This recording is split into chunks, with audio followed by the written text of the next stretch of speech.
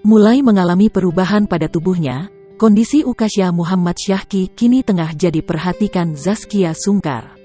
Menginjak usianya yang sebentar lagi memasuki 9 bulan. Pertumbuhan Ukasha terbilang pesat. Tak hanya bobot tubuhnya yang begitu montok dan menggemaskan, Ukasha juga sudah bisa melakukan beberapa hal lainnya. Sayangnya belakangan dikabarkan kondisi Ukasha sedang kurang sehat hingga membuat keponakan Shiren Sungkar dan Teuku Wisnu tersebut sedikit cerewet.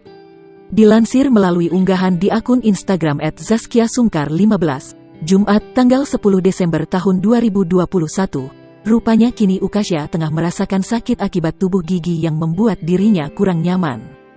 Emenin yang lagi cerangki numbuh gigi, semangat Ukasha @Ukasyahki tagar Masya Allah Tabarakallah, tulis Zaskia Sungkar. Meski kini sedang kurang sehat, terlihat Ukasha masih asik bermain sambil ditemani oleh Zaskia Sungkar yang sengaja meluangkan waktunya untuk putra sulungnya tersebut. Lewat story miliknya, Kia juga mengabarkan bahwa Ukasha sempat mengalami kesulitan tidur hingga membuatnya semakin cerewet. Baru pules, drama tumbuh gigi, papar Kia.